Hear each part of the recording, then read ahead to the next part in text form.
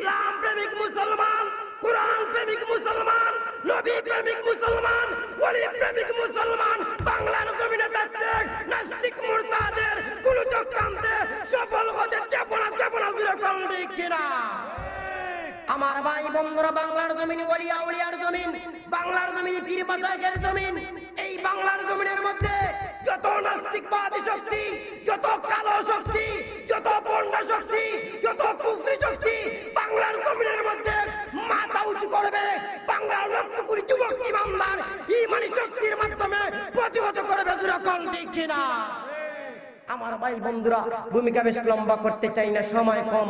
আমাকে যে বিষয় দেওয়া হয়েছে, যে আয়াতে কারিমা বিষয় দেওয়া হয়েছে, এই আয়াতে কারিমার আলোচনা শুরু করার আগে আমি আপনাদেরকে দুই একটা কথা জিজ্ঞাসা করতে চাই, মানতে রাজি আছেন?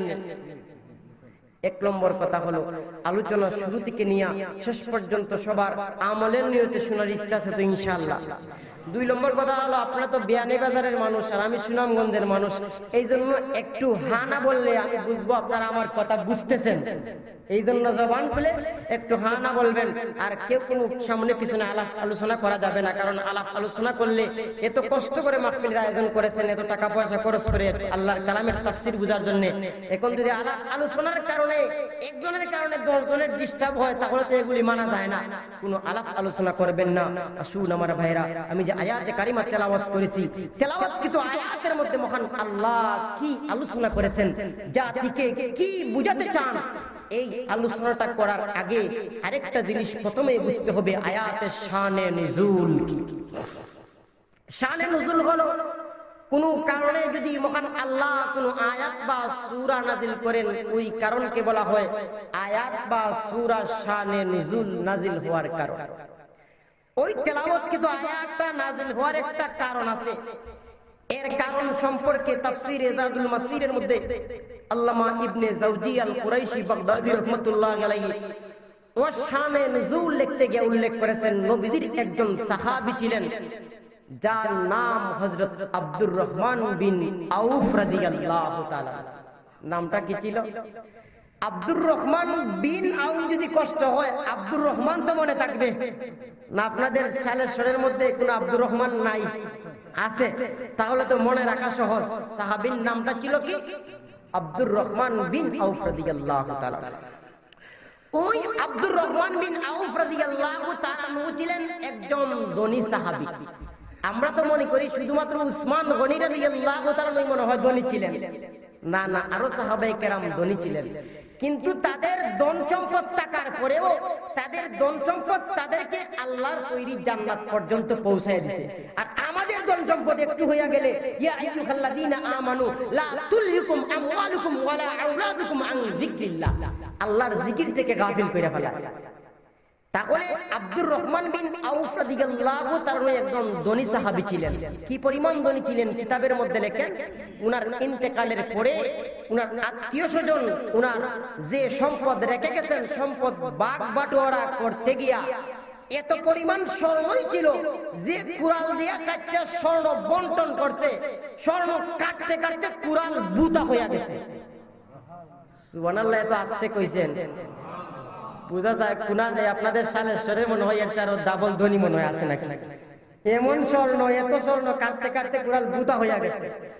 ওই আব্দুর রহমান বিন আউফ রাদিয়াল্লাহু তাআলা যেহেতু ধনী সাহাবী ছিলেন, সাহাবায়ে কেরামের একটা জামাতকে দাওয়াত করলেন। ধনী মানুষ হইলে তার ধনীর মতো দাওয়াত করায়, গরিব হইলে কিসমত যা আছে এগুলি দিয়া খাওয়া। ধনী সাহাবী যেহেতু ছিলেন, তখন তিনি ভিআইপি করে দাওয়াত করছেন। দাওয়াত করতে গিয়া শেষ পর্যায়ে আবার মদেরও ব্যবস্থা করছেন। আপনারা কইবেন হুজুর বুঝলাম না, আমরা বিয়ানীবাজারের সাধারণ মানুষ যেগুলি আছে নামাজও পড়ি না, এরা তো আমরা মদ খাই না, কিন্তু সাহাবায়ে কেরাম হইয়া আবার মদের ব্যবস্থা করলেন। আপনি কি ভুল তাফসীর করতেছেন না? আমার ভাই বন্ধুরা, তখনও মদ হালাল ছিল, মদ হারাম হয় নাই। কোরআনের মধ্যে 4টা আয়াত আছে, ইনশাআল্লাহ আলোচনা করব। 4 ধাপে ধাপে মহান আল্লাহ মদকে হারাম করেছেন। তখনও মদ হালাল ছিল, হারাম হয়। আমরা তো দেখা যায় মাঝে মধ্যে বালা জায়গার মধ্যে দাওয়াত খাইলে কয় হুজুর চা খাইয়েন না, আগে ঠান্ডা খান, বলে কিনা বলেন। তিনিও মদের ব্যবস্থা করছেন। সাহাবায়ে কেরামের মধ্য থেকে যারা মদ পান করছেন, মদ পান করার পর হয়ে গেল মাগরিবের টাইম। মাগরিবের নামাজের টাইম যখন হয়ে গেছে, একজন সাহাবী আযান দিলেন, এখন নামাজ কে পড়াইবে?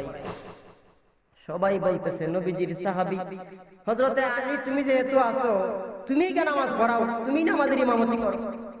আলী রাদিয়াল্লাহু তাআলা যখন নামাজের ইমামতি করতেছেন, মাগরিবের নামাজ তো আল্লাহু আকবার দিয়া সূরা ফাতিহা যখন পড়ছেন, সূরা ফাতিহার পরে সূরা মিলাইতে হয় কি না হয় না? আমরা তো মাগরিবের নামাজে একটু ছোট্ট চিরা মিলাই, এশা হইলে আরেকটু লম্বা, ফজর হইলে আরেকটু লম্বা। তিনি প্রথম রাকাতের মধ্যে সূরা কাফিরুন, কুল ইয়া আইয়ুহাল কাফিরুন লা আ'বুদু মা তা'বুদুন, এই সূরা মিলাইতেছেন। মদ যে একটু আগে পান করছেন, মানুষ তো সবাই মানুষ, অ্যাকশন রয়ে গেছে, এই জন্য সব লা ছেড়ে দিচ্ছেন। কুল ইয়া আইয়ুহাল কাফিরুন, আমরা বলি লা আ'বুদু মা তা'বুদুন, তোমরা যারা ইবাদত করো আমরা সেই মূর্তির ইবাদত করি না। লা ছেড়ে দিলে হয় তোমরা যে মূর্তির ইবাদত করো আমরাও তার ইবাদত করি। অর্থ পরিবর্তন হয়ে গেছে কিনা যায় নাই। আরেকটা জিনিস আমার ভাইরা, এর আগে বুঝতে হবে ইনি কোন আলী, আলীর মর্যাদা কতটুকু, এটাও বোঝার দরকার। কোন আলীর শানে আল্লাহ কোরআনের আয়াত নাযিল করেছেন, সূরা নিসার 43 নম্বর আয়াত। ইনি কোন আলী, এইটুকু তো একটু জানার বোঝার দরকার আছে কিনা নাই? আমার ভাই বোনরা শুনুন, শুধুমাত্র তাই না, নবীজির সাহাবী সেই আলী রাদিয়াল্লাহু তাআলা, যার সম্পর্কে বিশ্ব নবী রাহমাতুল লিল আলামিন বলেছেন, আনা মাদিনাতুল ইলমি ওয়া আলিয়ুন বাবুহা। আনা মানে আমি জমির, আনা মাদিনা, মাদিনা মানে শহর, আনা মাদিনাতুল ইলমি, আমি হলাম ইলমের নগরী। নবীজি বলেন ওয়া আলিয়ুন বাবুহা, আলী সম্পর্কে নবীজি বলেন, ও দুনিয়ার মানুষরে, আমি হলাম ইলমের নগরী, আর আমি যে ইলমের নগরী, সেই নগরীর দরজা হলো আমার সাহাবী আলী। আমার ভাইরা শুধুমাত্র তাই না, আল্লাহর পয়গম্বর বিশ্ব নবী রাহমাতুল লিল আলামিন আরো বলেছেন, সাইয়্যিদা শাবাবি আহলিল জান্নাহ, জান্নাতের যুবকদের সর্দার হযরতে হাসান হুসাইনের বাবার নামটা কি ছিল? আর একটু আস্তে কোন, আর জোরে কোন, কি ছিল? শুধুমাত্র তাই না, সাইয়্যিদাতুন নিসাই আহলিল জান্নাহ, জান্নাতের মহিলাদের সর্দারনি হযরতে ফাতেমাতুজ জাহরা রাদিয়াল্লাহু তাআলা আনহার স্বামীর নামটা কি ছিল? আর একটু জোরে কোন, কি ছিল? আমার ভাইরা শুধুমাত্র তাই না, চারজন কালেমা পড়ে মুসলমান হয়েছেন। আমার ভাই বন্ধুরা, প্রাপ্তবয়স্কদের মধ্যে সর্বপ্রথম হযরতে আবু বকর সিদ্দিক কালেমা পড়ে মুসলমান হয়ে যায়। গোলামের মধ্যে সর্বপ্রথম হযরতে যায়েদ বিন হারেসা কালেমা পড়ে মুসলমান হয়ে যায়। আমার ভাইরা, মহিলাদের মধ্যে সর্বপ্রথম হযরতে খাদিজাতুল কুবরা কালেমা পড়ে মুসলমান হয়ে যায়। আর বালকদের মধ্যে সর্বপ্রথম হযরতে আলী কালেমা পড়িয়া মুসলমান হয়ে যায়। আমার ভাইরা, আল্লাহর পয়গম্বর বিশ্ব নবী রাহমাতুল লিল আলামিন আলীকে যখন কালেমার দাওয়াত দিলেন, আলী তুমি কালেমা পড়ে মুসলমান হয়ে যাও, তখন আলী বলল, আমাকে একটু বুঝার সুযোগ দাও। আলী তখন 10 বছর বয়সের ছোট্ট আলী। আমার ভাইরা, আলী কালেমা পড়ে মুসলমান হয়েছেন। আলী বললেন, ওগো নবীজি, আমাকে আপনি একটু সুযোগ দাও, আমার মার সাথে বুঝার সুযোগ দাও, আমার বাবার সাথে একটু বুঝার সুযোগ দাও, একটু মশওয়ারা পরামর্শ করার সুযোগ দাও। নবীজি কন, না না আলী, তোমার মার সাথে পরামর্শ করা যাবে না, তোমার বাবার সাথে পরামর্শ করা যাবে না।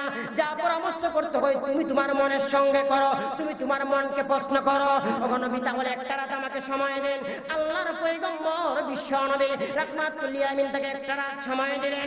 আমার ভাই বন্ধুরা, একটা রাতের মধ্যে নবীর সাহাবী হযরত আলী একটা সেকেন্ডের জন্য ঘুমায় না, তার মনকে বারবার প্রশ্ন করতেছে, ওরে মন, মুহাম্মদুর রাসূলুল্লাহ একটা সেকেন্ডের জন্য মিথ্যা কথা বলে না, কোনদিন মিথ্যা কথা বলতে শুনলাম না, কোনদিন গালি দিতে শুনলাম না, কাউকে কোনদিন মানতে শুনলাম না, তাহলে নবুয়তের ব্যাপারে কেমন করে মিথ্যা কথা বলবে?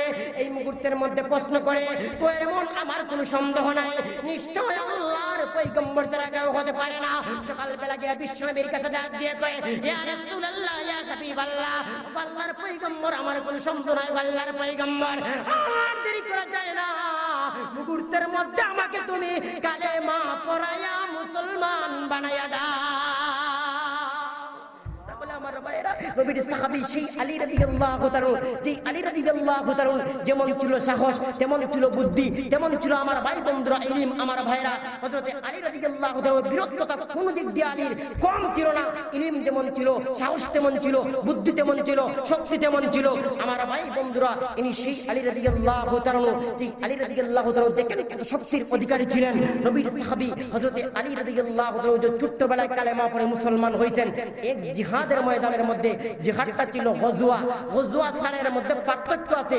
গজওয়া হলো যে যুদ্ধের মধ্যে নবী স্বয়ং অংশগ্রহণ করেছেন, সারায়া হলো যেটার মধ্যে নবীজি প্রতিনিধি পাঠিয়ে দিয়েছেন, নিজে যান নাই, এগুলিকে বলা হয় সারায়া। একটা গজওয়া যুদ্ধ, যে যুদ্ধের মধ্যে নবীজি স্বয়ং অংশগ্রহণ করেছেন।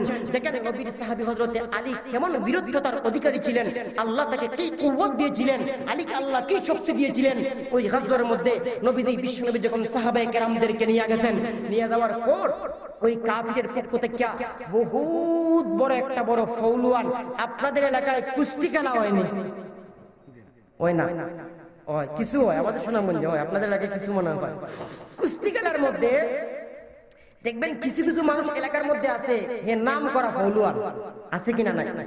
কাফিরের মধ্য থেকে একজন ছিল নাম করা, তার সাথে জিহাদ মারামারি কইরা 10-15 জনে পারা সম্ভব না, এত শক্তির অধিকারী ছিল ওই কাফির। জিহাদের ময়দানের মধ্যে আসিয়া নবীজি বিশ্বনবী মুহাম্মদুর রাসূলুল্লাহ সাল্লাল্লাহু আলাইহি সাল্লামকে ডাক দিয়া কইতেছে, হে মুহাম্মদ, তোমার মুসলমানের পক্ষ থেকে কে আছে আমার সঙ্গে মোকাবেলা করার জন্য? পাঠিয়ে দাও, দেখি কে আমার বুকের দুধ খাইছে, কার বাকে বুকের পাটা বড় আছে, পাঠিয়ে দাও আমার সাথে মোকাবেলা করার জন্য। নবীজি বিশ্বনবী মুহাম্মদুর রাসূলুল্লাহ সাল্লাল্লাহু আলাইহি সাল্লাম সাহাবায়ে কেরামের দিকে একটু মুখ করে ডাক দিয়ে বললেন, ও সাহাবায়ে কেরাম, তোমাদের মধ্যে কে আছো আল্লাহর দুশমন, কোরআনের দুশমন, নবীর দুশমন, হাদিসের দুশমন, ইসলামের দুশমনের বিরুদ্ধে মোকাবেলা করার মতো কে আছে তোমাদের মধ্যে? এখন দেখা যায় কেউই হাত তুলতেছে না। হাত তুলতেছেন না ভয় কইরা এরকম না, হাত তুলতে একটু মনের সাথে পরামর্শ লাগে, একটু সামান্য সময় লাগে, লাগে কিনা লাগে না? কেউই হাত তুলতেছে না। দেখা যায় নবীর সাহাবী আলী মনে হয় বয়স্ক বুড়া ছিলেন, হ্যাঁ, কেউ কইতেছে বুড়া ছিলেন। একটু আগে বললাম অল্প বয়সে কালেমা পড়ে মুসলমান, ছোট্ট আলী অল্প বয়সে কালেমা পড়ে মুসলমান হয়েছেন, কেউই হাত তুলতেছে না। দেখা যায় আলী রাদিয়াল্লাহু তাআলা হাত উঠায় কয়, লাব্বাইক ইয়া রাসূলুল্লাহ। সুবহানাল্লাহ পাওয়ারে বোঝা যাইতেছে, দেখা বোঝা যায় আমাদের এই যে সুবহানাল্লাহর পাওয়ার, শয়তান মনে হয় 10 মাইল দূর যাইব কি প্যান্ডেলের সামনের বাইরে মনে যাইতো না, এত সুবহানাল্লাহর পাওয়ার দেখা যায়। আমার ভাইরা, নবীজি বিশ্বনবী মুহাম্মদুর রাসূলুল্লাহ সাল্লাল্লাহু আলাইহি সাল্লাম আলীকে বললেন, তুমি বসো, তুমি ছোট্ট মানুষ, তুমি বসো। নবীর খেয়াল হইল তুমি বয়স্ক দিকে, তুমি বসো। আমরা হইলো কইতাম বাহ বাহ তুই শুনে বাহ। নবী যখন তাকে বসায় দিয়েছেন, তখন নবীজি আবার সাহাবায়ে কেরামের দিকে মুখ করে বলতেছেন, ও সাহাবায়ে কেরাম, তোমাদের মধ্যে কে আছো আল্লাহর দুশমন, কোরআনের দুশমন, ওই নবীর দুশমন, হাদিসের দুশমন, ইসলামের দুশমনের বিরুদ্ধে মোকাবেলা করবায় কে আছো?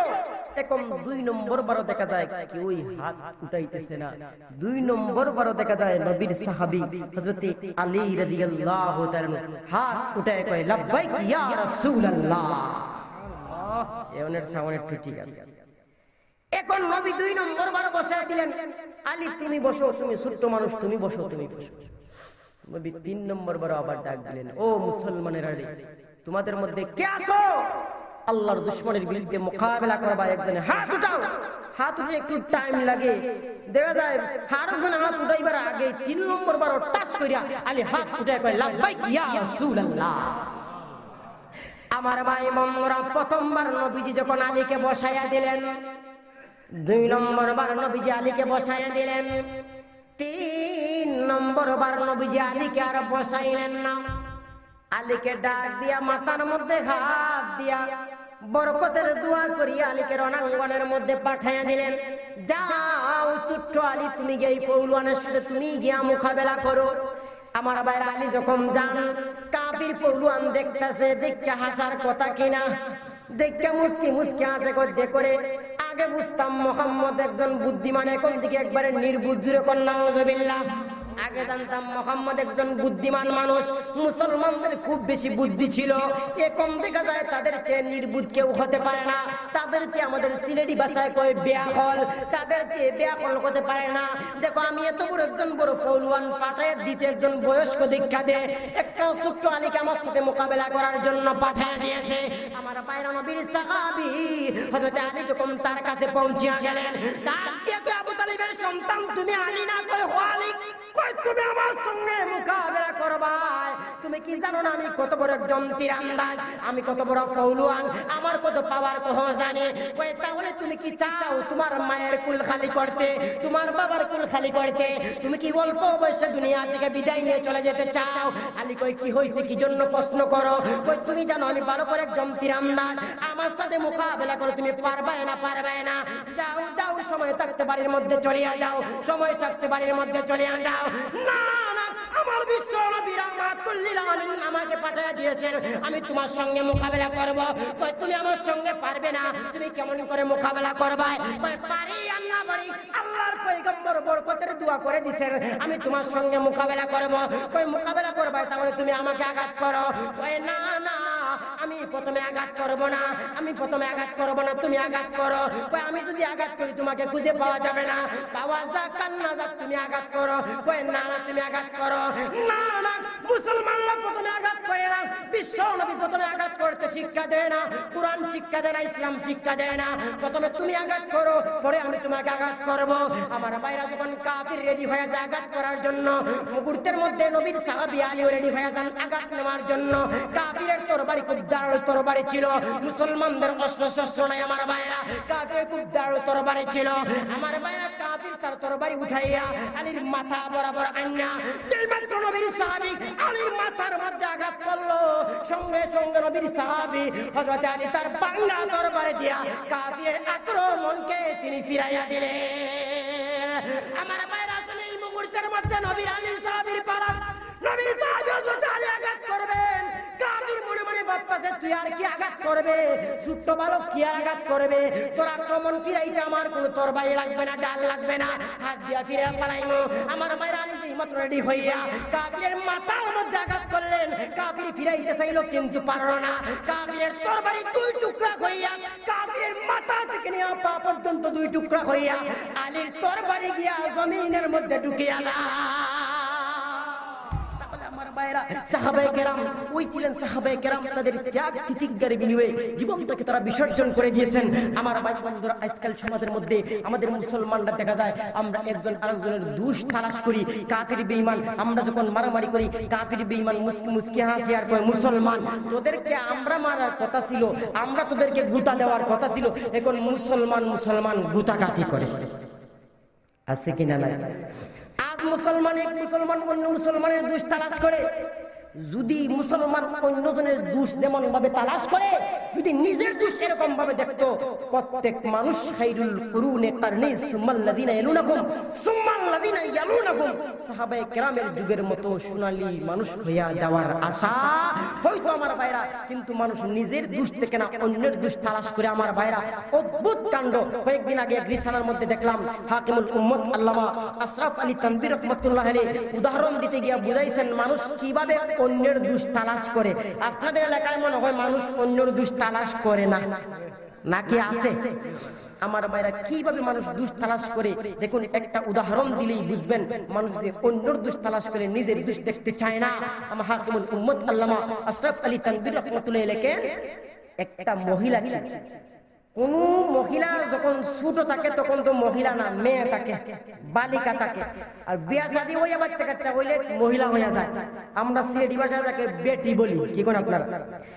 এখন একটা মহিলা ছোট যখন ছিল তখন তার একটা অভ্যাস ছিল। তার অভ্যাসটা কি ছিল?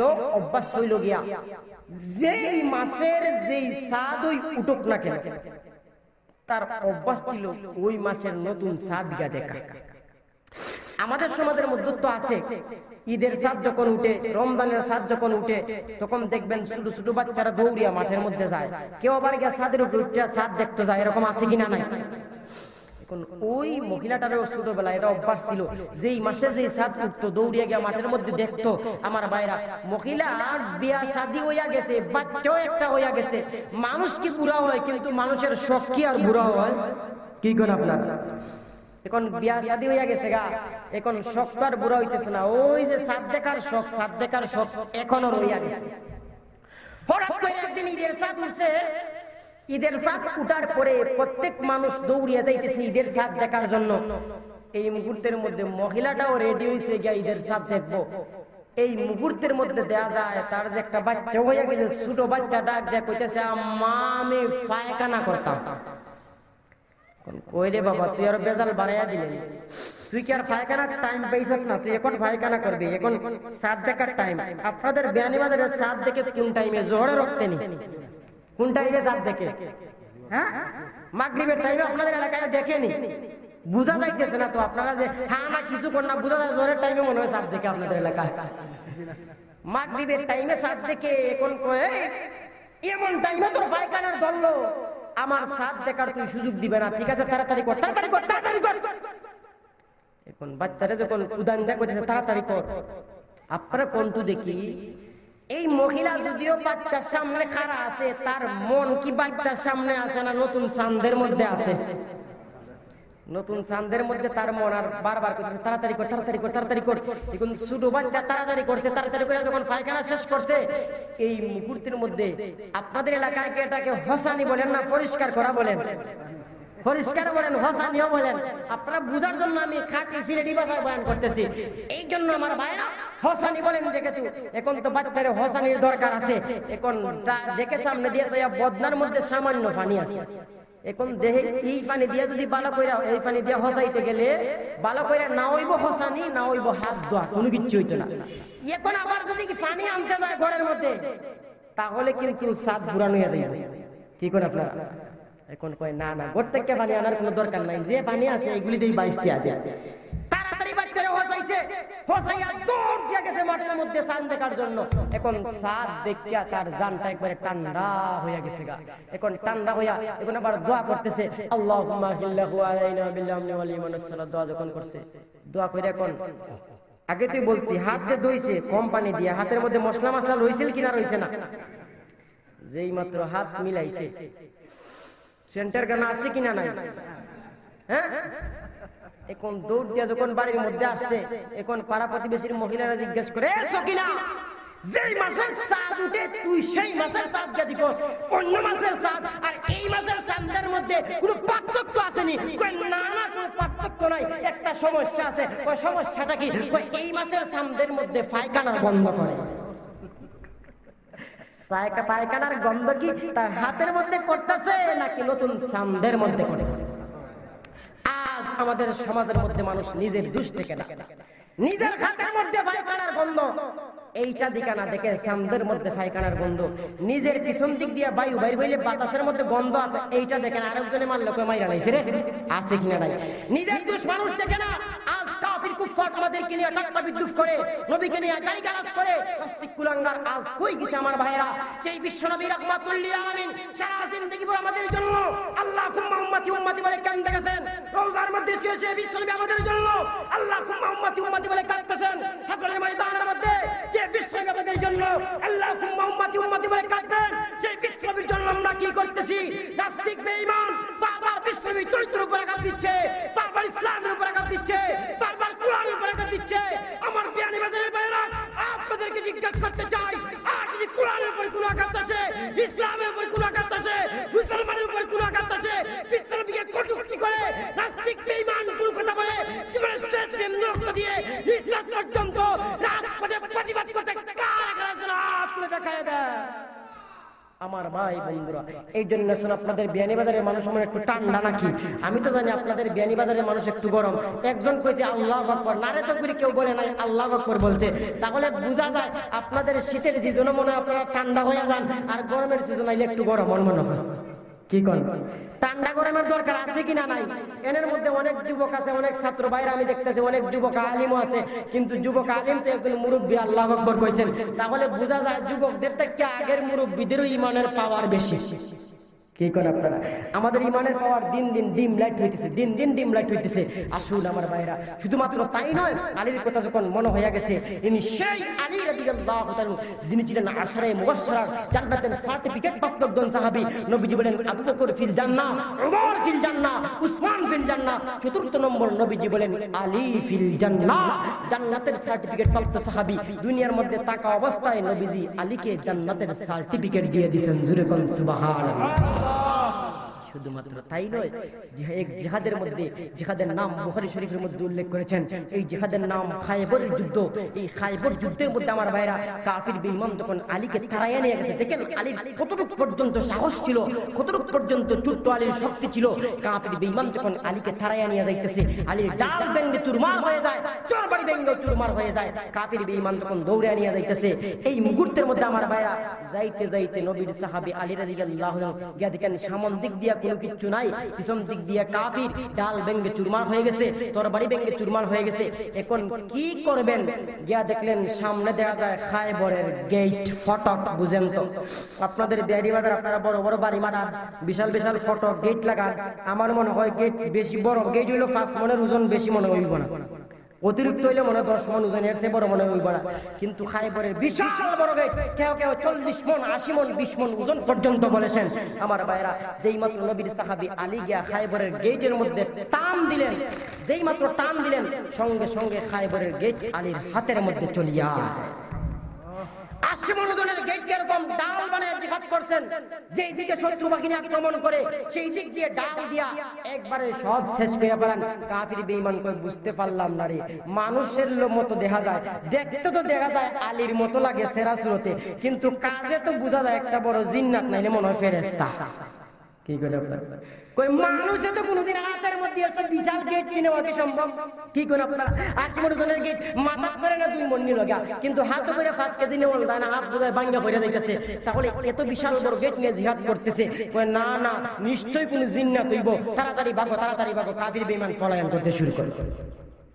আমার ভাই মামুরা জিহাদ যখন শেষ হয়ে গেল, আল্লাহর পয়গম্বর বিশ্ব নবী রাহমাতুল লিল আলামিন আলীকে প্রশ্ন করলেন, ওরে আলী শুনলাম খায়বরের যুদ্ধের মধ্যে তোমার ডাল ভেঙে চুরমার হয়ে গেল, তোমার তরবারি ভেঙে চুরমার হয়ে গেল, শুনলাম কাফির বেঈমান তোমাকে দৌড়ায়া তাড়ায়া নিয়ে গেল, তাহলে তুমি কেমন করে জিহাদ করলাই, কেমন করে জিহাদ করলাই বুঝতে পারলাম না। আলী ডাক দিয়ে কই ইয়া রাসূলুল্লাহ, ইয়া হাবিবাল্লাহ, ও আল্লাহর পয়গম্বর আমি বিশাল বড় খায়বরের গেটকে আমি ডাল বানায়া জিহাদ করলাম।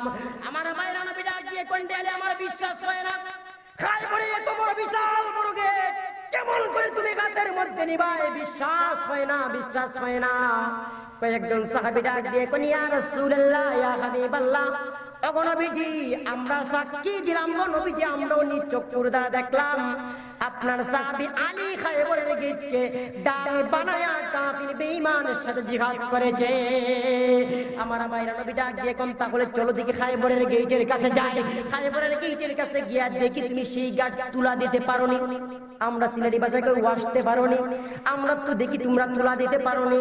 বিশাল বড় এই এত বিশাল বড় 80 মন 40 মন ওজনের গেটকে তুমি ডাল বানায়া জিহাদ করলাই, সাধারণ কোনো কথা না। দেখি তোমার শক্তি কত পরীক্ষা করতে হবে। তাহলে চলো দেখি খায়বরের গেটের কাছে আবার গিয়ে পরীক্ষা করে, শক্তি পরীক্ষা করে। আমার মায়েরা খায়বরের গেটের কাছে যখন চলিয়া গেলেন, আলীকে নবী ডাক দিয়ে বললেন, আলী খায়বরের গেটের কোণ দিয়ে একটু তুলা দাও, একটু ওয়াশ তুলা দাও দেখি। আলী যখন কোণের মধ্যে দুইটা তুলা দিতে চায়, ওয়াশতে চায়, কিন্তু আলী পারে না, তুলা দিতে পারে না, একটু নাড়াইতে, সামান্য নাড়াইতে পারে না। নবীগণ কি ওইলারে তুলা দিতে পারো না কেন? আরো 2 জন সাহাবী যাও, আরো 2 জন যায় কিন্তু তুলা দিতে পারে না, আরো 3 জন দাও, আরো 3 জন যায় তুলা দিতে পারে না, আরো 4 জন দাও, আরো 4 জন দাও তুলা দিতে পারে না, আরো 10 জন দাও, আরো 10 জন তুলা দিতে পারে না। আল্লাহর পয়গম্বর বিশ্বনবী ডাক দিয়ে বললেন, ওরে আমার সাহাবী বুঝতে বাকি রইল না, আমি বুঝলাম রে আমার সাহাবী, তুমি যে ইখলাসের সঙ্গে জিহাদ করেছো, তোমার ব্যক্তিগত কোনো শক্তি ছিল না, আমার মহান আল্লাহ ডাইরেক্ট কুদরতি তুমি আলীকে দান করেছিলে। আমার ভাই বন্ধুরা, ইনি সেই আলী রাদিয়াল্লাহু তাআলা। শুধুমাত্র তাই নয়, ওই আলীর যতটুকু শুনলেন বীরত্বতা কেমন ছিল, কত সাহসের অধিকারী ছিলেন, কত শক্তি ছিল। তাহলে আমার ভাইয়ের আরেকটা জিনিস বুঝতে হবে, ওই আলী শুধু সাহস এরকম ছিল তাই নয়, শুধুমাত্র ইলমের অধিকারী ছিলেন তাই নয়, আলীর বুদ্ধি কেমন ছিল এটা তো জানার দরকার আছে কিনা নাই। আজকাল সমাজের মধ্যে আমরা সমাজের বিচার আচার করি কিনা করি না। আপনাদের বিয়ানীবাজার বিচার আচার হয় তো? বিচার আচার আমাদের এলাকার মধ্যে হয়, কিন্তু দেখেন নবীর সাহাবী আলী কি বুদ্ধি দিয়া বিচার করছেন। যারা বিচার আচার করেন তারা আলীর কাছ থেকে বুদ্ধিটা শিক্ষা নিয়ে মাঝে মাঝে তো ঘুরাই তুই ঘোরায়। দেখেন আলী কিভাবে রায় দিয়েছেন, কত বুদ্ধির সাথে রায়টা দিয়েছেন। দেখেন আলীর কত বুদ্ধি ছিল, শুধুমাত্র ইলম নয়, কত বুদ্ধির অধিকারী তিনি ছিলেন। নবীর সাহাবায়ে কেরাম বিচার করছেন। আজকাল আমাদের সমাজের মধ্যে আমরাও বিচার করি কিনা নাই, কিন্তু আমাদের বিচার সাহাবায়ে কেরামের বিচারের মধ্যে রাত দিন ডিফারেন্স, পার্থক্য আছে কিনা নাই। আমার ভাই আজকাল আমাদের সমাজের মধ্যে দেওয়া যায় আমরা বিচার করি ঠিক, কিন্তু দেওয়া যায় অধিকাংশ বিচার যারা করে অধিকাংশই ভালো, খারাপ বলা যাবে না, অধিকাংশই ভালো। কিন্তু সমাজের মধ্যে এক দুইজন কিছু হালকা মানুষ আছে, তারা মনে করেন রায় দেয় মুখ চিন্না। আপনাদের এলাকায় নাই? পিছনের বাইরে আওয়াজ দেন না, বোঝা যায় নাই মনে হয়। ধনী হইলে দে একরকম রায়, গরিব হইলে দে আরেক রকম রায়, আছে কিনা নাই? যদি দেখা যায় ধনীর মাইয়া 12টা বাজায় জায়গা কয় না না বিচার হবে, কয় তো বেড়াইতে গেছে কক্সবাজার। আর যদি গরিবের মাইয়া কই করতে কে হই করে যায় কয় 12টা বাজায় আলাইছে, আছে কিনা নাই? আরো যে কত কিছু আছে। দেখেন নবীর সাহাবায়ে কেরাম কিভাবে বিচার করছেন, কিভাবে ইনসাফ ভিত্তিক রায় দিয়েছেন, কত বুদ্ধির অধিকারী তারা ছিলেন। আমার ভাই বন্ধুরা, নবীর সাহাবী হযরত আলীর কাছে একটা বিচার আসছে, জানেন না কি বিচার? এই বিচার হইল গিয়া আপনাদের সুরখাই থেকে একজন রওনা শুরু করছে যাইব চিটাগাং, আরেকজন রওনা শুরু করছে আমার সুনামগঞ্জ থেকে, হেও যাইব চিটাগাং। আগে তো মনে করেন রেলগাড়িও ছিল না, গাছ গাড়িও ছিল না, এরপরে বিমান কিছুই ছিল না, হাঁটতে রওনা শুরু করছে। এখন হাঁটতে হাঁটতে সুরকাই থেকে গেছে একজন, সুনামগঞ্জ থেকে একজন, হাঁটতে হাঁটতে হাঁটতে শেরপুর গিয়া দুইজন এক জায়গার মধ্যে হইয়া গেছে। কোন হে কই ভাই ভাই তোমার বাড়ি কই? কই আমার বাড়ি তো বিয়ানীবাজার সালেশ্বর। কোন হে কই তোমার বাড়ি কই? আমার বাড়ি সুনামগঞ্জ লিলপুর। কই ভাই কই যাইতা? আমি একদম শ্রীরাঙ্গ, তুমি কই? আমিও শ্রীরাঙ্গ। তাহলে একসাথে চলি না? তাহলে ভালো হইছে আমরা দুইজন একসাথে যাই। এখন যাইতে যাইতে দুইজন দুই জায়গার পরিচয় হয়ে গেছে। যাইতে যাইতে এক পর্যায়ে গিয়ে আমার ভাই বন্ধুরা মনে করেন তারা মাধবপুরের ব্রিজ পার হইছে। মাধবপুরের ব্রিজ পার হইয়া হাঁটতে হাঁটতে ক্লান্ত হইয়া এখন একজন আরেকজনের কই ভাই একটা কথা বলতেছিলাম। কই কি কথাটা? কই ভাই এতক্ষণ তো হাঁটলাম, তোমার কাছে কি আছে বাইর করো, আর আমার কাছে কি আছে বাইর করি, আমরা দুইজন মিলে একটু নাস্তা করি। নাস্তার দরকার আছে কিনা নাই একটু আওয়াজ দিয়ে ভানা বললেন। এখন নাস্তা করি আমার ভাইয়া, মুহূর্তের মধ্যে ভালো কত ইস্যু কইছো। তাহলে ব্যাগ খুলতে সেন্টান দিয়া এখন একজন বাইর করছে, তার কাছে ছিল 5 রুটি, আর আরেকজন বাইর করছে তার কাছে ছিল 3 রুটি। 5 আর 3 মোট 20 রুটি। কয় রুটি? ঠিক আছে, আপনারা সজাগ আছেন, কারণ দিনও তো ঘুমানোর কোনো সিস্টেম নাই। অন্যান্য জায়গায় ময়মনসিং গেছিলাম, এই কলমাকান্দা নেত্রকোনা থানা পর্যায়ে মানে জিজ্ঞাসা করতেছি, এখন আমি 20 রুটি, তারা কয় হয় 20 রুটি, আবার কয় একজন আবার কয় 25 রুটি। এখন যখন তারা খাওয়ান শুরু করবে, এই মুহূর্তের মধ্যে একজনের 5 রুটি, একজনের 3 রুটি, মোট 8 রুটি নিয়ে খাওয়ান শুরু করবে। একটু পরে দেখা যায় আরেকজন মুসাফির হাজির হইয়া গেছে। কই থেকে যে আসছে তারও খুব বেশি খিদা লাগছে, আর খাওয়া দেওয়ার কোনো দরকার নাই। হে আনা হাত না ধোয়, হাত ধোয়ার কোনো প্রয়োজন নাই, আয়া না বললেই বাস শুরু করে দিছে। এরকম রুচির মানুষ আছে কিনা নাই? কি কোন এই সমাজের মধ্যে অনেক রুচির মানুষ আছে। মনে হয়ে গেছে কয়েকদিন আগে এক পত্রিকার মধ্যে দেখলাম, এমনি লেখছে না হাসাই লেখছে, এক মাসিক পত্রিকার মধ্যে একটা লোক একদিন টাউনের মধ্যে আসছে। টাউনের মধ্যে আসছে, দেখেন কত রুচির মানুষ আছে।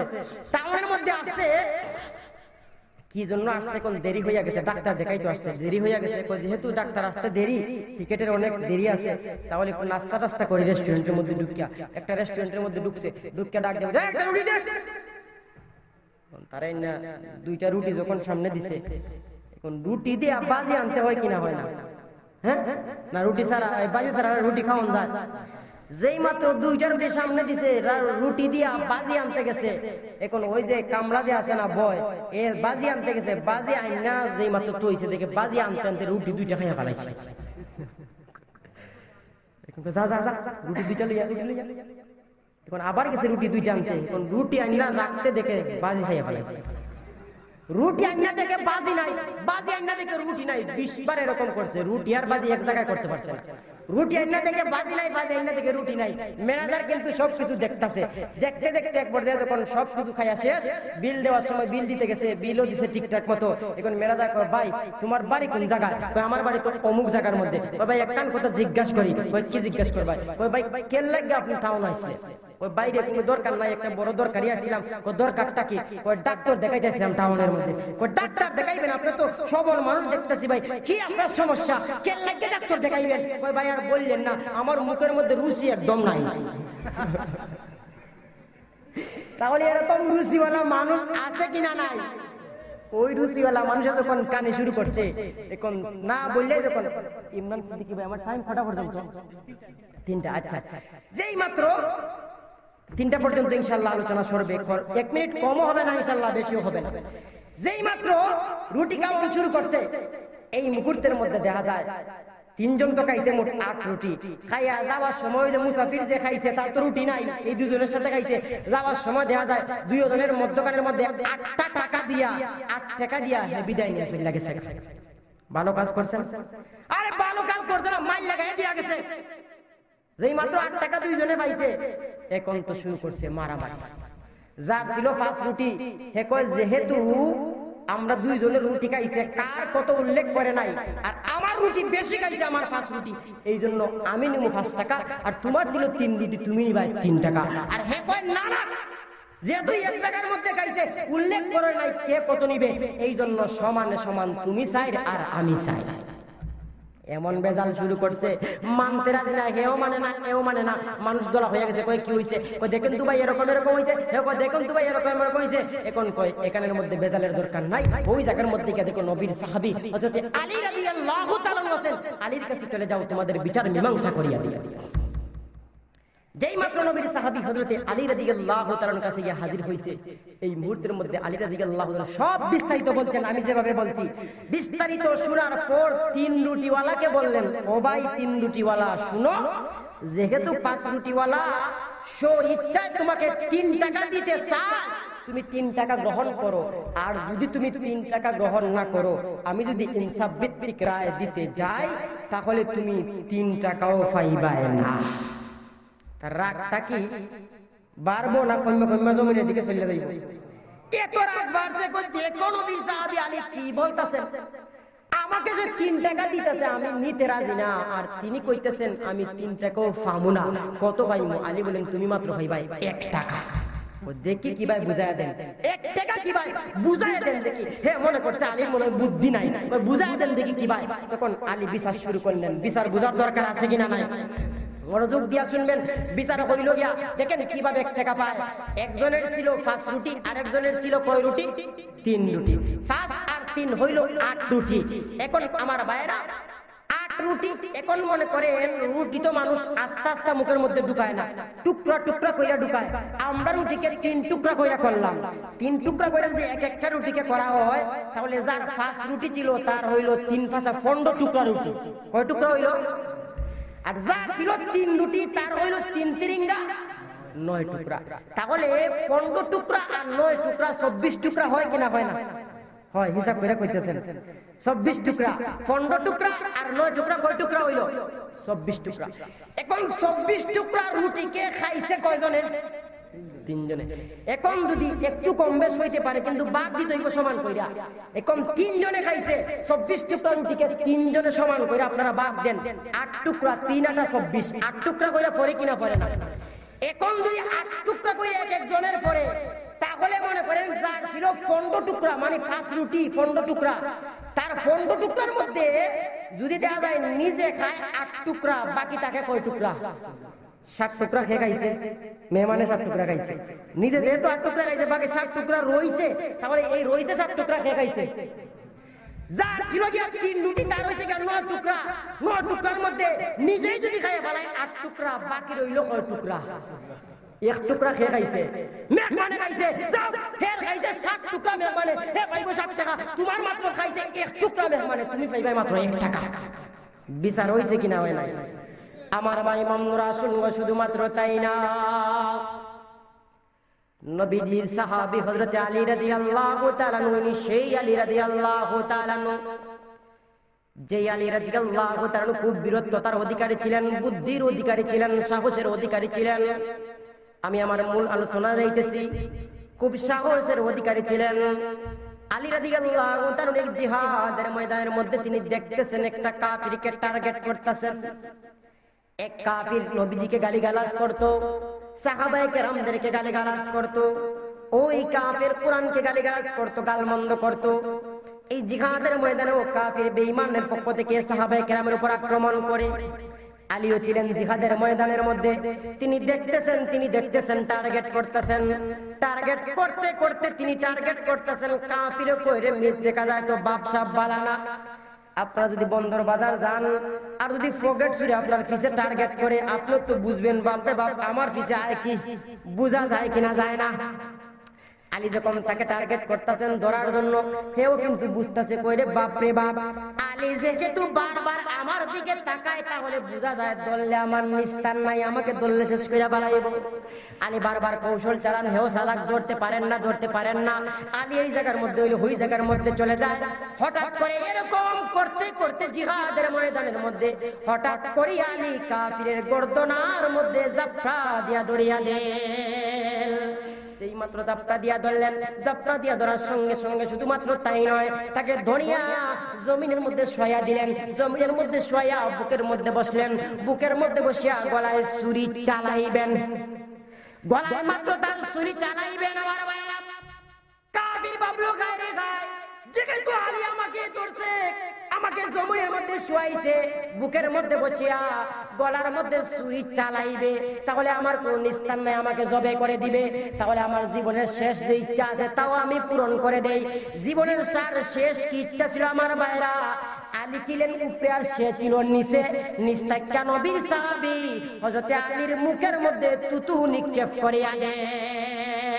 আমার ভাইরা, আমার সালেশ্বরের ভাইরা, আপনারা কম তো দেখি আপনাদের একজন শত্রু যদি তাকে টার্গেট করে ধরে জমিনের মধ্যে শোয়ান, পরে আপনার মুখের মধ্যে আবার তুতু মানে সিলেটি ভাষায় কয় সেফ মানে, যদি সেফ মানে তুতু নিক্ষেপ করে, তাহলে আপনাদের রাগটা কি কমে একবারে জমিনে চলে যাইব না আসমান উঠে যাইব?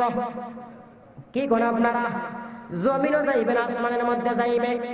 নবীর সাহাবী হযরত আলী রাদিয়াল্লাহু তাআলা রাগটা বাড়ার কথা, তাকে তাড়াতাড়ি জবে করার কথা, কিন্তু না জবে করলেন না, তাকে সারিয়া দিলেন। ডাক দিয়ে বললেন, রে আল্লাহর বান্দা কাফির, যা যা নির্ভয়ে তুই তোর বাড়ির মধ্যে চলিয়া যা। আমার মায়েরা কাফির সারা ভাইয়া ভাবতে শুরু করলো, বুঝতে পারলাম না আলী আমাকে টার্গেট করে ধরলো, জমিনের মধ্যে শোয়াইলো, বুকের মধ্যে বসিয়া গলায় সুই চালাইবে, আবার আমি তুতো নিক্ষেপ করে দিলাম তাড়াতাড়ি জবের কথা। কিন্তু কেন ছেড়ে দিল বুঝতে পারলাম না, কেন ছাড়িয়া দিল বুঝতে পারলাম না। কৌশলটা বুঝার দরকার আছে কিনা নাই, আর একটু আস্তে কোন বুঝার দরকার আছে কিনা নাই। আমার ভাইরা কৌশল বুঝতে পারলাম না। এক কদম সামনে যায় আর এক কদম পিছনের দিকে আসে। একবার কই আলীকে জিজ্ঞাসা করি, আবার তরতর করে কাফে কয় না রে না, এখন যদি যাই যদি আলী জবাহ কইরা ফেলায়। এরকম করতে করতে ভাবলো আমি তো জবাহ হওয়ার কথা, চুরির তোল থেকে আমি উঠে আসলাম, জবে তো ছিলামই আমি, তাহলে গিয়া জিজ্ঞাসা করতে হবে। নবীর সাহাবী হযরত আলীর কাছে গিয়া ডাক দিয়ে কয়, নবীর সাহাবী আলী কো এমন এমন আপনি কেন করলেন গো নবীর সাহাবী? টার্গেট করে আপনি আমাকে ধরলেন, টার্গেট করে ধরে জমিনের মধ্যে শোয়া বুকের মধ্যে বসিয়া গলায় ছুরি চালাইবেন, মুহূর্তের মধ্যে আবার তুতু নিক্ষেপ করলাম, কিন্তু তুমি আমাকে তাড়াতাড়ি মারার কথা, কিন্তু কেন ছাড়িয়া দিলেন বুঝতে পারলাম না। নবীর সাহাবী আলী কই, বুঝার কোনো দরকার নাই, তুমি চলিয়া যাও, বুঝার কোনো দরকার নাই, তুমি চলিয়া যাও, বুঝতে হবে না। কাঁধে ডাক দিয়ে কয়, না বুঝতেই হবে, তুমি এরকম কেন করলে? মুহূর্তের মধ্যে আলী ডাক দিয়ে কয়, রে আল্লাহর বান্দা, জানোস আমি তোকে কেন ছাড়িয়া দিলাম? কই না একটু তো বুঝি না। বুঝার কারণ বুঝবে না, তোকে আমি কেন ছাড়িয়া দিলাম? তোকে আমি জিহাদের ময়দানে টার্গেট করে ধরলাম আল্লাহকে রাজি আর খুশি করার জন্য। আমি তোর উপরে গলার মধ্যে বসলাম, জমিনের মধ্যে শুয়াইলাম আল্লাহকে রাজি আর খুশি করার জন্য। আমি তোর গলার মধ্যে ছুরি চালাইবো আল্লাহকে রাজি আর খুশি করার জন্য। কিন্তু যেই মাত্র তুই আমার মুখের মধ্যে তুতু নিক্ষেপ করলে, তুতু নিক্ষেপ করার সঙ্গে সঙ্গে আমার ব্যক্তিগত রাগটা তোর প্রতি উঠিয়া যায়, আমার ব্যক্তিগত রাগ যেহেতু তোর প্রতি উঠলো, আমার ইখলাস ঠিক থাকলো না, আমার ইখলাস ঠিক থাকলো না। এখন যদি আমি তোকে হত্যা করি তাহলে ব্যক্তিগত কারণে হত্যা হয়ে যাবে, আমার হিংসার কারণে হত্যা করা হয়ে যাইবে। কোন মুসলমান ব্যক্তিগত কারণে কাউকে হত্যা করে না, কোন মুসলমান ব্যক্তিগত করে কাউকে কোনোদিন গালি দেয় না। যা করে আল্লাহর জন্য করে, যা করে নবীর জন্য করে, যা যা করে কোরআনের জন্য করে। এই জন্য আমি তোমাকে ছাড়িয়ে দিলাম, তোমাকে ছাড়িয়ে দিলাম। কাদের ডাক দিয়ে কোন নবীর সাহাবী আলী, এত সুন্দর ধর্ম আমি কোনদিন দেখি নাই। এমন ধর্মে ছিলাম যে ধর্মে তারকার পূজা করতাম, নিজ হাত দ্বারা মূর্তি বানাইয়া আবার সেই মূর্তির পূজা করতাম। কোন নবীর সাহাবী আলী আর দেরি করা যায় না, মুহূর্তের মধ্যে আমাকে কালেমা পড়াইয়া মুসলমান বানাইয়া দাও। সাহাবী হযরত আলী রাদিয়াল্লাহু তাআলা কেমন ছিলেন আমার ভাইরা? ওই নবীর সাহাবী আলী রাদিয়াল্লাহু তাআলা নামাজের মধ্যে গন্ডগোল যখন ধরাইছেন, মনে আছে নিশানে নুজুল? এই মুহূর্তের মধ্যে আমার মহান আল্লাহ তেলাওয়াতকৃত আয়াত নাযিল করছেন। আরেকটা জিনিস তো বুঝতে হবে, যেই জিনিস হলো আপনারা প্রশ্ন করতে পারে, হুজুর টাইম শেষ হয়ে যাইব, আগে ভাগে বললে ভালো যে মদ কখন হারাম হয়েছে এইটাকে বোঝার দরকার, তাহলে আলোচনাটা আরো বুঝতে সহজ হবে। আমার ভাইরা, মদ কখন হারাম হয়েছে? নবীজি বিশ্বনবী যখন হিজরত করে মদিনাতুল মুনাওয়ারার মধ্যে যখন আসলেন, তখনও মদ হালাল ছিল। আমার ভাইরা, এমন কি মদের পক্ষে কোরআনের আয়াত ছিল, ওমিন সামারাতিন নাখিলি ওয়াল আনাবি তাত্তাখিযুনা মিনহু সাকারা ওয়া রিজকান হাসানা। আল্লাহ আঙ্গুর খেজুরের প্রশংসা করতে গিয়া কোন, এটা তো এমন ফল যে ফল দিয়া তোমরা খাও আবার নেশাদ্রব্য জিনিসও মানাও। কিন্তু মদ হালাল থাকার পরেও নবী তোর দ্বারে কাছে নাই। সাহাবায়ে কেরামের এমন সাহাবায়ে কেরাম ছিলেন জীবনে কোনোদিন মদের দ্বারে কাছে আসেন, কিন্তু কেহ কেহ আবার পান করেন। কিছুদিন যখন গেল, কিছুদিন যাওয়ার পর হযরতে উমর ইবনে খাত্তাব রাদিয়াল্লাহু তাআলা হযরতে মুআয ইবনে জাবাল রাদিয়াল্লাহু তাআলা একটা জিনিস লক্ষ্য করলেন, কিছু মানুষ মদ পান করিয়া মাথা বিকৃতি হয়ে যায়, বুদ্ধির প্রলোপ হয়ে যায়, নিস্তেজ হয়ে যায়, যে কাজ না করার এইটাও করে, যেটা করার না, যেটা বলার না এটাও। নবীজির কাছে এসে বললেন, ইয়া রাসূলুল্লাহ, ইয়া হাবিবাল্লাহ, নবীজি মদ সম্পর্কে আপনি কোনো একটা কিছু বলেন, মদ সম্পর্কে একটা কোনো কিছু বলেন। নবীজি কোন, আল্লাহ আমাকে জানায় নাই, হারাম করে নাই, আমি কিভাবে হারাম করব? আল্লাহ কিছু না করলে নবী কি করতে পারবে? মুহূর্তের মধ্যে বেশিক্ষণ লেট হয় না, উমরের প্রশ্নের জবাব দেওয়ার জন্য আল্লাহ মদের সম্পর্কে ডাইরেক্ট কোরআনের আয়াত নাযিল করে দিয়েছেন। ইয়াসআলুনাকা আনিল খামরি ওয়াল মাইসির কুল ফীহিমা ইসমুন কাবীরুন ওয়া মানাফিউ লিন-নাস ওয়া ইসমুহুমা আকবারু মিন নাফইহিমা। আয়াতের সারমর্ম হলো, মদের মধ্যে লাভও আছে, ক্ষতিও আছে, লাভের চেয়ে ক্ষতি বেশি। যেখানে প্রিয় হাজরিনে কেরাম, মদের মধ্যে লাভও আছে, ক্ষতিও আছে। মদ তো কোনো হারাম হয় নাই। সাহাবায়ে কেরামের মধ্যে যারা পান করতেন, কেউ তো আছেন জীবনে পান করেন নাই, যারা পান করতেন তারা ভাবলেন যেহেতু লাভের চেয়ে ক্ষতি বেশি, তাহলে না না আমরা আর মদ পান করব। কিন্তু কেউ কেউ মদ পান করতেছে। কিন্তু 3 নম্বর আয়াত, ওই যে আয়াত নাযিল হয়েছে আব্দুর রহমান বিন আউফের বাড়িতে দাওয়াত খাইতে গেছেন, আলী রাদিয়াল্লাহু নামাজ পড়াইতেছেন, কুল ইয়া আইয়ুহাল কাফিরুন তেলাওয়াত করার সময় ইয়া আইয়ুহাল্লাযীনা আমানু লা তাকরাবুস সালাতা ওয়া আনতুম সুকারা, যেই মাত্র আয়াত নাযিল হইছে, হে ঈমানদাররা নেশাগ্রস্ত অবস্থায় নামাজের দ্বারে কাছে যাইও না। এখন সাহাবায়ে কেরামের মধ্য থেকে সাহাবায়ে কেরামের মধ্য থেকে যারা মনে করেন মদ পান করতেন, তারা ভাবলেন যেহেতু নেশাগ্রস্ত অবস্থায় নামাজের দ্বারে কাছে যাইব না, তাহলে মাগরিবের নামাজ পড়ে মদ পান করলে এশারও থেকে তাড়াতাড়ি নেশা থেকে যায়। আবার এশার নামাজ পড়ে পান করলে ফজরের থেকে দেরি হয়, বা ফজরের নামাজ পড়ে পান করলে যোহর হইতে দেরি হয়। এই 2 টাইমে পান করা যায় আর পান করা যায়। সাহাবায়ে কেরাম বলেন, গোটর মোটর করতাম, এই 2 টাইমে পান করতাম, অনেকে চাইরা দিলেন। কিন্তু আবার এর মধ্যে কেন ধীরে ধীরে মদ হারাম হয়েছে, এর মধ্যে আবার অনেক রয়েছেন পান করতেছেন। কিন্তু সর্বশেষ আয়াত হলো যেটা তাফসীরে খাজানের মধ্যে আল্লামা আলাউদ্দিন বাগদাদী রাহমাতুল্লাহ আলাইহি সুন্দর করে উল্লেখ করেছেন। আমার ভাই আতমান বিন মালিক রাদিয়াল্লাহু তাআলা ওনার বাড়িতে সাহাবায়ে কেরামদেরকে দাওয়াত দিয়েছেন। সংক্ষেপে বলতাছি, দাওয়াত দেওয়ার পর এক পর্যায়ে তিনি মদের ব্যবস্থা করেছেন। ওই জায়গার মধ্যে আনসার মুহাজির সব সাহাবায়ে কেরাম ছিলেন। ওই জায়গার মধ্যে ছিলেন নবীর সাহাবী হযরত সাদ ইবনে আবি ওয়াক্কাস রাদিয়াল্লাহু তাআলা, তিনি ছিলেন আবার ভাইরা মুহাজির সাহাবী, তিনিও মদ পান করছেন। মদ পান করিয়া তিনি শের পড়তেছেন, কবিতা পড়তেছেন সব আনসারদের বিরুদ্ধে। এই জায়গার মধ্যে যুবক একজন সাহাবী ছিলেন, ইনি আনসার, হেও পান করছে। পান করে দেখলাই আমাদের কোন সালেশ্বর মানুষের খায়, সালেশ্বর মানুষের তাকে সালেশ্বরের বদনাম করে। আমরা আনসার মুহাজিরদেরকে কত সহযোগিতা করলাম, দুইজনের কি অবস্থা, আমাদের তাকে আমাদের গায়ে আমাদের বদনাম করে।